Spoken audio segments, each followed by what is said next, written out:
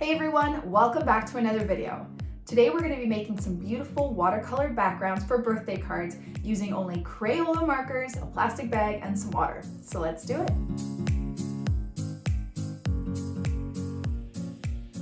Okay, so for this project you are going to need cards or cardstock. I usually like using Strathmore cards. I use these mixed media ones, which are fine, they're nice and small. Or I use watercolor cards. Usually I paint on my good watercolor paper and then I glue them onto these cards when I'm making greeting cards. But today we're gonna be painting right on these. So it doesn't really matter which one you wanna use. I'm just using these because they're smaller right now.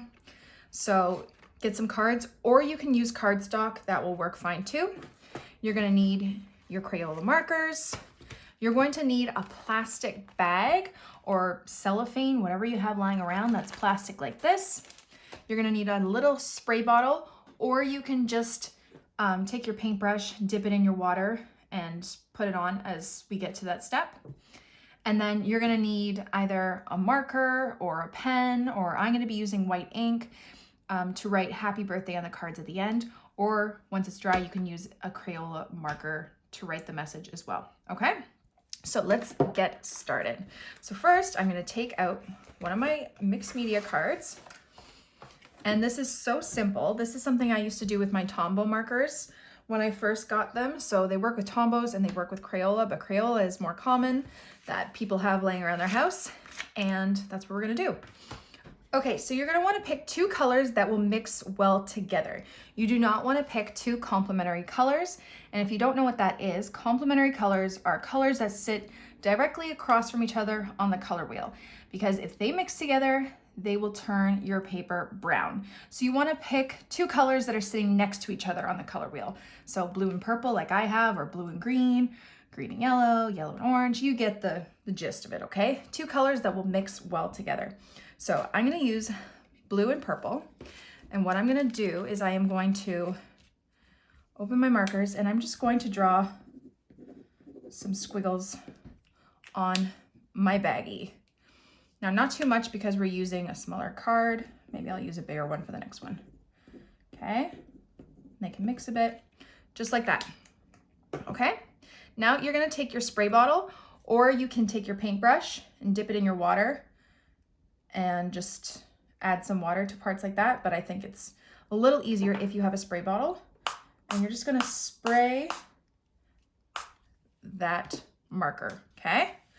And you're gonna take your baggie and you are going to flip it, oops, of course that happened, onto, no. This is supposed to work the first time, hold on. You're gonna flip it onto your card and you're just gonna start rubbing. It's fine, guys, this happens. You could also take the card and flip it onto the baggie, but I wanted to show you what it looks like. And I think I used a bit too much water, but it's fine, okay? So just start rubbing it a bit and you will see this really cool kind of tie-dye pattern. So take your baggie off, and if there's any puddles like that, you can always mop them up. If you want a nice white border too, you could always, tape around the border. But like that, you have this beautiful watercolor background by just using some markers. And honestly, that's it. That is all you need to do. So we're gonna try this one again. I did get some color inside, but it just shows it's homemade, it's fine, okay? And we're gonna try this again on a bigger card, okay? But that's how you make a watercolor background. So reuse your baggie, just wipe off that marker. We're gonna leave this one here to dry. I'm gonna use a bigger card this time. I'm gonna use the watercolor card just to show you a difference,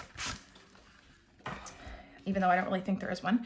Okay, and we're gonna let's use blue and green. I really like those colors together. Okay, so we're gonna take our baggie, that.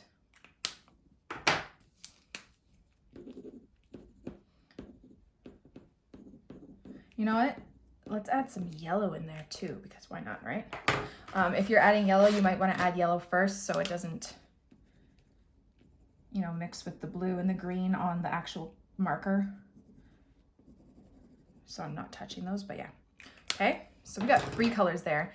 And those three colors are okay to use because they are all sitting next to each other on the color wheel, so they'll mix nicely together. Adding some water. Okay. I'm still gonna flip it this way because I think it looks cool watching it. Okay, ready? And we are going to rub it. Okay, and if you find there are some parts that are a little dry,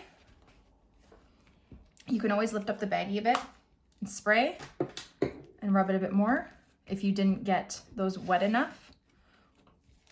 Like that.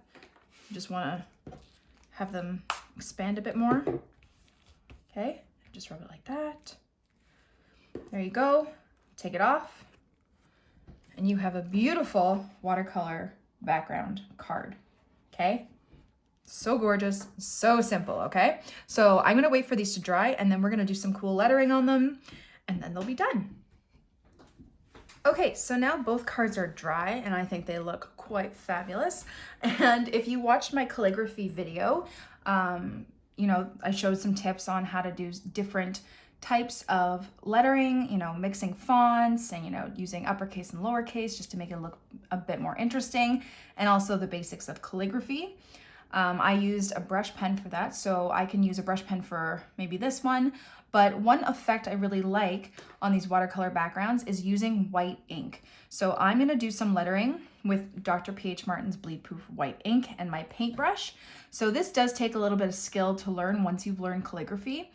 I actually prefer doing calligraphy with a paintbrush, and I might do a video in the future teaching you how to do that.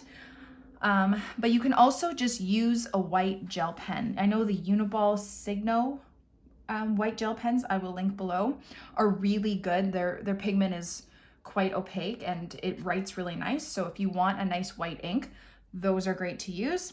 But I also do suggest this one or a white gouache or white watercolor, whatever works for you.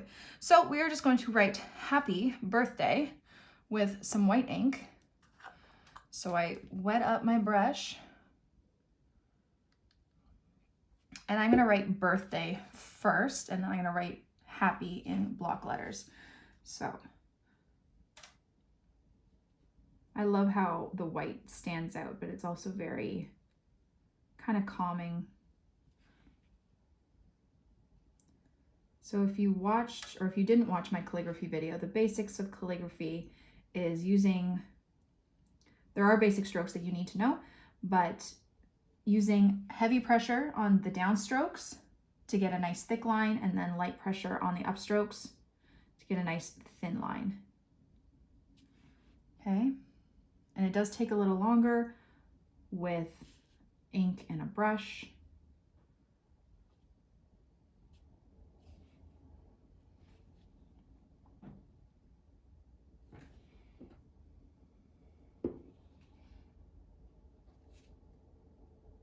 So on those upstrokes, I'm doing nice thin lines, light pressure, and then on the downstrokes, I'm using a bit more pressure, not crazy heavy pressure, because you do heavy pressure with a paintbrush, it's going to be a really big line and it won't be as nice. So it's just a little bit heavier pressure.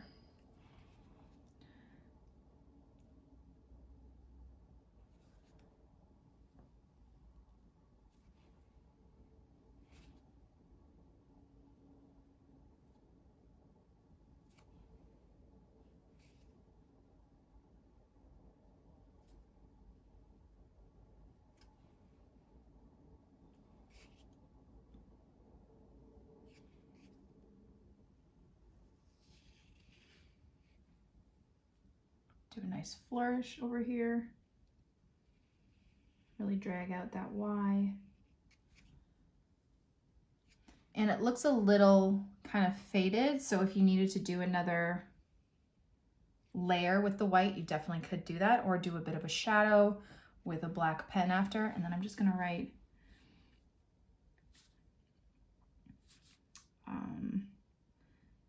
happy in block letters.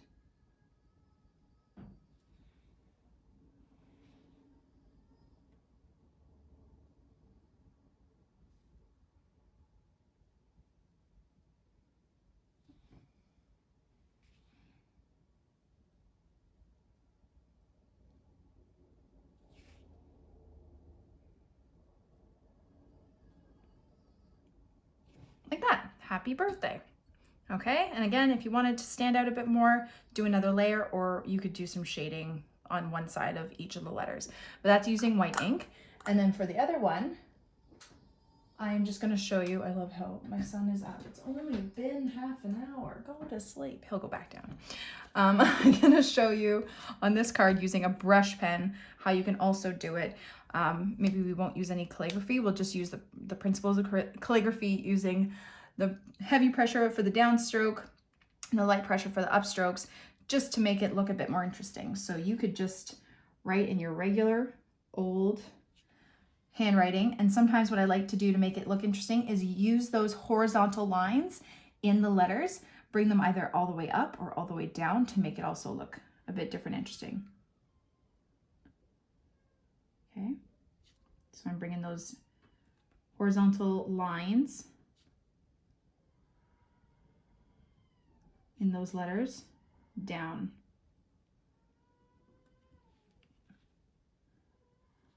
Go to sleep, my monkey. I hope you guys can't hear that. Okay, even the bigger curve on the B usually is bigger down here. Made it smaller. Do the same thing with the R, make it big up there, a nice little stick.